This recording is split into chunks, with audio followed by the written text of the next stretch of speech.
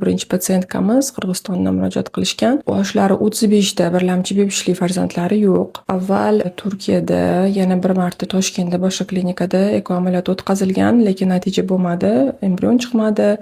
Embrionlar to'xtab qolgan rivojlanishdan. 2 marta embrion transfer bo'lgan, natija bo'lmagan. Biza esinglarda bo'lsa 5-6 kun oldin bularni funksiyalarini o'tkazgan edik. Bir marta nakopительный programma qilib tuxum hujayralar yig'ib qo'ydik. Ikkinchi marta stimulyatsiya tuxum hujayra oldik va bugun 5-kuniga 2 ta a'lo sifatli embrion hosil bo'ldi. Embrionlarni muzlatmagan holda endometriyni tayyorlab turib, bugun onaga joylashtirdik va bitta embrionni muzlatib qo'ydik. Ko'p holatlarda va shunaqa natija bermagan programmalarda tabiiy siklda muzlatilmagan embrionlarni tayinlangan endometriyga solganda ham natija bo'lish ehtimoli juda ham yuqori bo'lgani uchun shu programmani qo'llashga qaror qilganmiz. Inshaalloh birinchi ekishdan homilador bo'lib ketsinlar va albatta bularning natijalari bo'lsa sizlar bilan bo'lishamiz.